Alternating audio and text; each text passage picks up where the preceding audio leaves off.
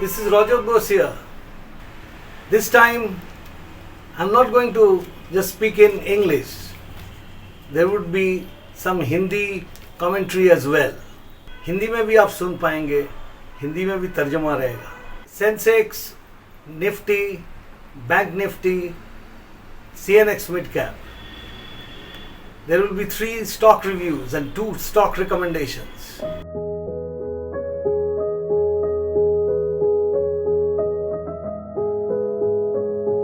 We are now going to start our Nifty studies. जो chart देख रहे हैं वो निफ्टी का डेली चार्ट है. ये डेली चार्ट में आप देख रहे हैं कि राइट हैंड टॉप कॉर्नर में पिछले 3 सेशन का जो कैंडल है वो बुधवार के दिन एक हैमर लाइन बना था. वो सिग्नल दिया था कि एक बार थोड़ी सी रिकवरी हो सकता है. ये बृहस्पतिवार, गुरुवार और शुक्रवार के दिन ऐसा ही मूवमेंट दिखा गया कि गैप आप ओपन करके थोड़ा ग्रीन बॉडी बनाया, ग्रीन कैंडल बनाया. और इस बार ये शुक्रवार के दिन जो मूवमेंट हुआ था उसी में हम लोग ये देख रहे हैं कि ये अपना 50 डे और 9 डे मूविंग एवरेज को पार करके ऊपर चल दिया. तो इसमें जो मूवमेंट था ये देखिए, निफ्टी ने 19,618 और 19,559 ये दोनों लेवल जो था, ये दोनों लेवल दोनों मूविंग एवरेज का था और ये पार करके बंद किया है. अभी बाकी जो रह गया वो है 20 दिन का मूविंग एवरेज. 20 दिन का मूविंग एवरेज 19,786 पे है. पहले से ही मैं कह रहा था कि 19,700 से 19,800 एक तगड़ा रेजिस्टेंस का काम करेगा. वो लेवल अगर तोड़ के ये ऊपर जाता है तो फिर ऊपर जा पाएगा और 20,000 जाने की मकसद तब आएगा कि 19,800 तोड़ने के बाद. अभी जब तक ये दोबारा ये 50 डे मूविंग एवरेज जो है 19,560 पे, उसी के नीचे दोबारा जब तक नहीं जाते, उम्मीद रखिए कि ऊपर की तरफ जाने का चेष्टा बरकरार रहेगा. लेकिन कोई कारण से वो टूट गया तो हो सकता है कि ये जो रैली 3 दिन से दिख जा रहा है पिछले बुधवार से शुक्रवार तक, वो रैली ख़त्म हो जाएगा.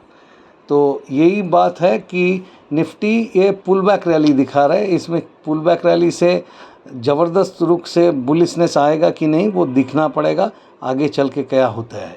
निफ्टी का वीकली चार्ट जो है उसमें पिछले हफ्ते का चार्ट में एक हैमर लाइन दिखा गया. ये हैमर लाइन 3 हफ्ता का करेक्शन के बाद में बना है और ये अपना 20 वीक मूविंग एवरेज जो कि 19,325 के पे था और 19,333 का ये जो लो बनाया वहाँ से क्लोज़ किया 300 पॉइंट ऊपर. तो एक बार छोटी सी रैली दिखने को मिलेगा, कुछ रैली कुछ करेक्शन ऊपर की तरफ दिखने को मिलेगा, ऐसा तो उम्मीद करना चाहिए.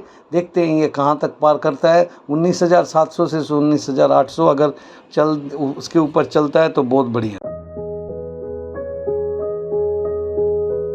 बैंक निफ्टी देखिए, बैंक निफ्टी जो है उसमें एक हैमर लाइन तो बना है वीकली चार्ट में, लेकिन वो वीकली चार्ट में भी एक बेयरिश क्रॉसओवर 9 वीक और 20 वीक मूविंग एवरेज का bearish crossover, exponential moving average का बेयरिश क्रॉसओवर होने के लिए तैयार हो रहा है. इसमें सिर्फ 9 वीक मूविंग एवरेज को 40,700 का लेवल से 40,600 का लेवल तोड़ना पड़ेगा. वो तोड़ते ही ये बेयरिश क्रॉसओवर हो जाएगा तो ये काफ़ी सप्लाई प्रेशर ला सकता है. और ऐसा भी अगर नीचे जाए तो मान लीजिए कि 43,900 से 43,800 के बीच में सपोर्ट मिलने की चांसेस है. अभी देखिए डेली चार्ट. ये डेली चार्ट में आपको जो दिखाई दे रहा है वो ये है कि बैंक निफ्टी जो है वो डेली चार्ट में पिछले शुक्रवार के दिन एक दोजी पैटर्न बनाया और वो तीनों मूविंग एवरेज जो आपको दिखाई दे रहे हैं 9 वीक, 50 वीक और 20 वीक मूविंग एवरेज, ये 550 पॉइंट का एक जगह है 44,456 से लेके 44,983 तक. इसमें जो बीच का मूविंग एवरेज है वो सबसे ज़्यादा ख़तरनाक है क्योंकि वो उसी में वो 50 डे मूविंग एवरेज वो 44,687 पे था शुक्रवार के दिन। वो मतलब 44,700 का लेवल पार करके जब तक सस्टेन नहीं कर पाता है तब तक कोई ऊपर की तरफ मूवमेंट होने की गुंजाइश नहीं है। और अगर कोई कारण से 43,000 का लेवल टूट जाता है तो 42,900 से लेके 42,700 ये सपोर्ट का काम कर सकता है, और वो टूट जाने से काफ़ी वीकनेस बैंक निफ्टी पे नज़र आएगा और वो 43,000 के आसपास जाने की तैयारी करेगा। Now we are going to talk about the CNX mid cap. अभी ये जो चार्ट आप देख रहे हैं ये weekly chart of CNX mid cap.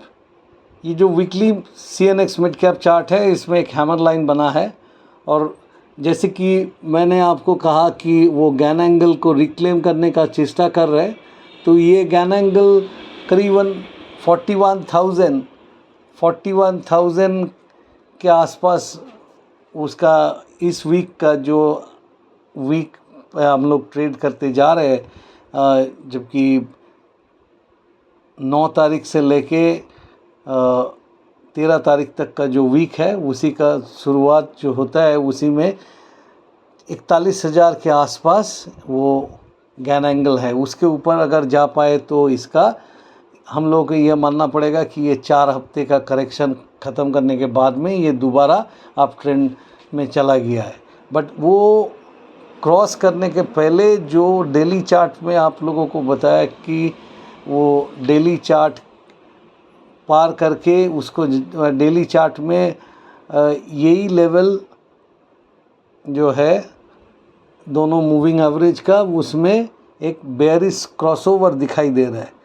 40,475 पे है आपका 20 दिन का एक्सपोनेंशियल मूविंग एवरेज, और 40,295 में है 9 दिन का जो एक्सपोनेंशियल मूविंग एवरेज है।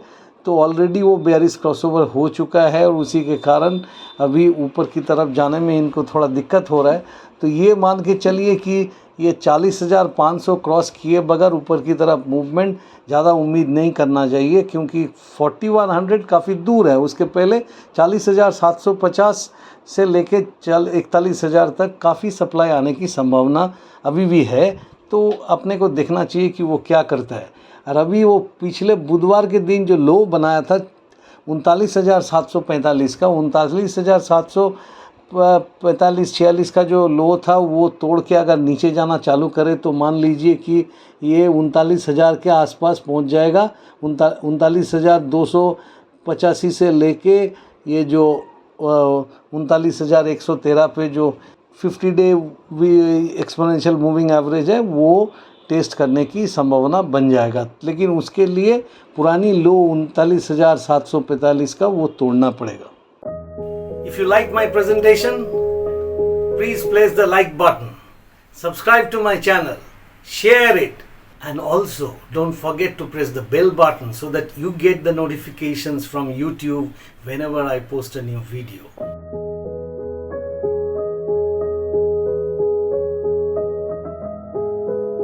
Now we have come to the segment of our stock reviews.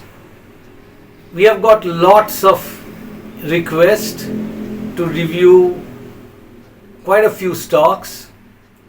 We have chosen 3 stocks. Whatever you have been asking for, we have done that. Apart from that, we have revisited some of our previous recommendations. अभी जो chart आप देख रहे हैं ये Zen Technologies का weekly chart है। तो वीकली चार्ट आपको ये बता रहा है कि Zentek का चार्ट में पिछले 5 साल में 4 साल ये 100 के थोड़ा ऊपर, उसके बाद में 200 तक पहुंचा था, और 200 से 250 के बीच में ये बहुत दिन ट्रेड किया। इस बार अप्रैल के महीना से जो मिड कैप में आप स्विंग आया, मिड कैप स्मॉल कैप में, उसमें ये बहुत ज़बरदस्त रिटर्न दिया है। 200 से लेके ये 900 तक पहुंच गया। अब देखिए चार्ट में इसमें 200 से लेके 900 तक पहुंच के अभी 728 पे है।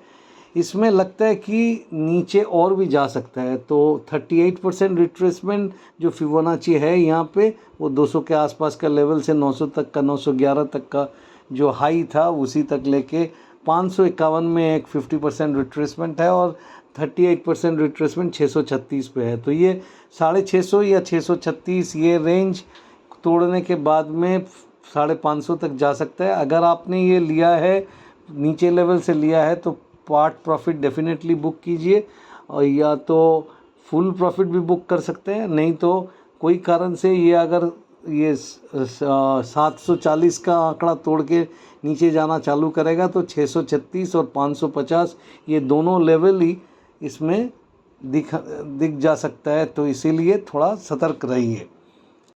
अभी जो डेली चार्ट में आपको दिख रहा है कि ये 50 डे मूविंग एवरेज उसको सपोर्ट दे रहा है। ये डेली चार्ट अभी डेली चार्ट में कुछ दिनों पहले एक 4 दिन का अच्छी रैली दिखा था, उसके बाद में दोबारा ये नीचे चालू कर दिया नीचे आने का। तो नीचे आते तक अभी 7 ट्रेडिंग सेशन हो गया, ये नीचे आ रहा है। कोई कारण से ये 50 दिन का जो मूविंग एवरेज है 776 पे वो तोड़ के नीचे 726 पे सॉरी वो 726 का लेवल तोड़ के नीचे आना चालू करे तो ये 700, उसके बाद में जैसा पहले बोला था 636 और 550 ये दोनों लेवल तक जा सकता है। सो ये ख्याल रखिए। अकॉर्डिंगली इसमें आप मूवमेंट अगर आपको प्रॉफिट बुक करना है वो भी करिए। फ्रेश बाइंग अभी इसी वक्त इसमें करना थोड़ा ख़तरनाक हो सकता है, तो अच्छी करेक्शन होने दीजिए। एटलीस्ट 550 में आप अगर दोबारा लेने को सोचेंगे तो वो काफ़ी अच्छा रह जाएगा, क्योंकि 450 का स्टॉप लॉस लगा के ये ऊपर की तरफ चलेगा ऐसा उम्मीद कर सकता है। फ़िलहाल इसमें एक बार थोड़ा सा प्रॉफिट बुक कर लेना चाहिए। जो चार्ट आपके सामने अभी दिख रहा है ये IDBI का डेली चार्ट है। डेली चार्ट में सिर्फ क्लियरली दिखाई दे रहा है कि 72 से 75 के बीच में इसमें काफ़ी सेलिंग प्रेशर आ रहा है। मतलब आप ये बोल सकते कि 70 से 75 ही इसका रेंज है जहाँ पे अभी सप्लाई प्रेशर रहा है, और ये हो सकता है कि और भी थोड़ा नीचे आए, क्योंकि मूविंग एवरेजेस थोड़ा दिखा रहा है कि सेलिंग प्रेशर के चलते ये नीचे आ सकता है। और अपना जो 50 डे मूविंग एवरेज है 65 से 66 के बीच में, वहाँ पे भी ये लेवल टेस्ट कर सकता है। और वीकनेस वहाँ तक आके ख़त्म होने की संभावना इसीलिए दिख रहा है कि इसका अगर आपने वीकली चार्ट देखेंगे तो आपको क्लियर पता चल जाएगा कि ये एक लंबा सॉसर पैटर्न बना रहा है 4 साल से। 2019 से भी आके 2018 का अंत से लेके अभी तक ये सॉसर पैटर्न का फॉर्मेशन चल रहा है। तो ये जब तक 60 के नीचे नहीं जाता है तब तक अगर आपके पास में है, किसी ने इसके लिए जिक्र किया था कि इसको स्टडी कीजिए, तो कुछ लोगों के पास तो ये हो ही सकता है।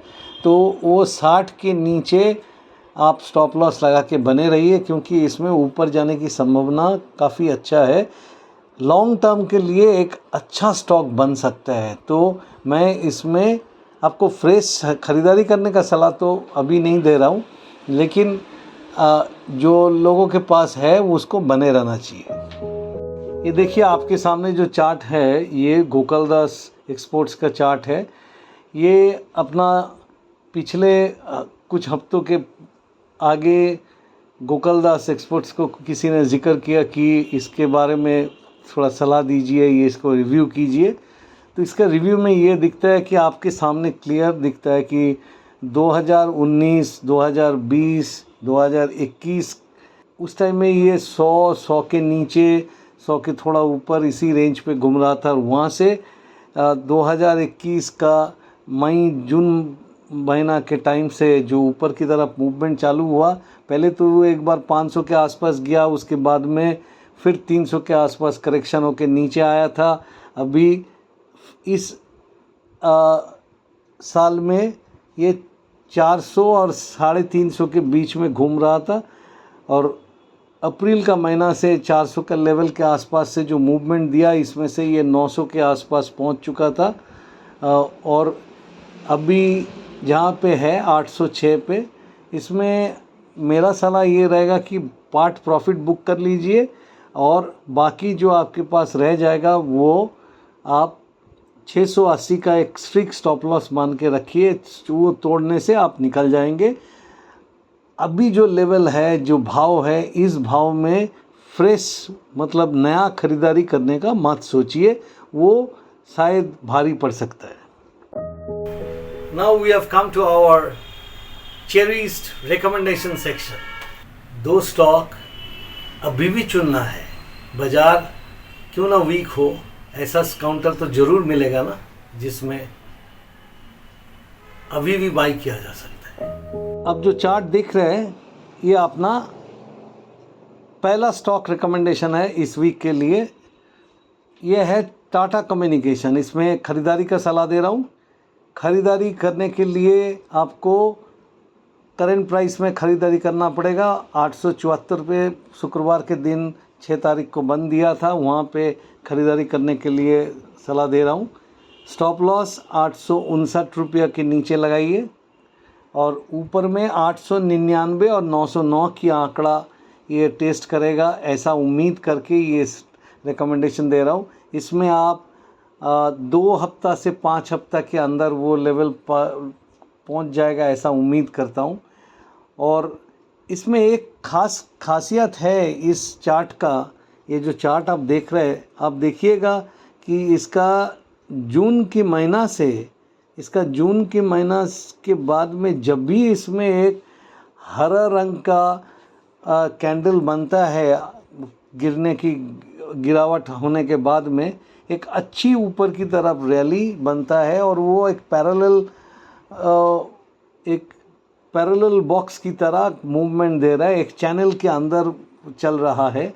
और ये ऊपर जाते तो नीचे आता है, नीचे आते तो ऊपर जाता है। इसी तरह 3 बार ऐसा होने के बाद में इस बार का बॉटम लेकिन 1/3 ये रेंज के अंदर घुसने के बाद ही बॉटम ख़त्म हो गया, क्योंकि पिछले बार ये अब ऊपर में जो 875 का लेवल से ये नीचे जाता था, वो ब्रेक करके 909 तक का हाई बना लिया। तो अभी इस कारण से ये जो 50 डे मूविंग एवरेज को सपोर्ट लेके पिछले 3 दिन उसके ऊपर रहा और लास्ट डे में एक ऊपर की तरफ मूवमेंट दिया, ये एक ख़रीदारी का संकेत दे रहा है।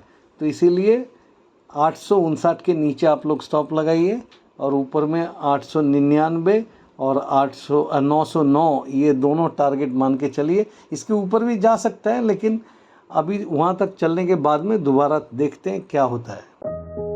ये जो आप चार्ट देख रहे हैं, ये इन्फोसिस का चार्ट है। ये अपना आखिरी और दूसरा रिकमेंडेशन है। इन्फोसिस खरीदारी करने के लिए बोल रहा हूँ।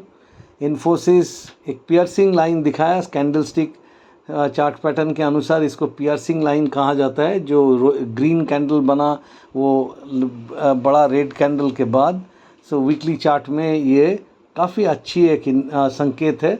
और जहाँ तक मूविंग एवरेजेस का सवाल है, वो देखिए 9 हफ्ता, 20 हफ्ता और 50 हफ्ता तीनों जो एक्सपोनेंशियल मूविंग एवरेज है, उनका डायरेक्शन अभी चेंज करके ऊपर की तरफ होने लगा। तो ये एक सकारात्मक संकेत है। ये दिखाता है कि ये बुलिश हो जाएगा, ऊपर की तरफ जा सकता है। अगर ऊपर की तरफ जा सकता है तो इसमें काफ़ी अच्छी मूवमेंट हो सकता है। लेकिन फ़िलहाल हम लोग एक शॉर्ट टर्म ट्रेड की जिक्र कर रहा हूँ, जिसमें कि आपको 1478 जहाँ पे बंद किया है, यहाँ पे ख़रीदारी कीजिए। 1425 के नीचे स्टॉप लॉस लगाइए। 1545 और 1616 ये दोनों टारगेट की उम्मीद लेके इसमें ख़रीदारी करने का सलाह दे रहा हूँ। और उसमें आपको 2 से 5 हफ्ता तक रखना चाहिए कि वो लेवल तक पहुंच जाएगा, ऐसा उम्मीद करके। हो सकता है कि ये अगर अच्छी मूवमेंट दिखाए तो 1625 का लेवल अगर तोड़ के ऊपर चलने लगता है, तब इन्फोसिस में अच्छी मूवमेंट की संभावना पैदा हो जाएगा। इन्फोसिस में मेरी कोई पर्सनल पोजीशन नहीं है, ये आप लोगों के सामने खुलासा कर देता हूँ। If you like my presentation, please press the like button, subscribe to my channel, share it, and also don't forget to press the bell button so that you get the notifications from YouTube whenever I post a new video.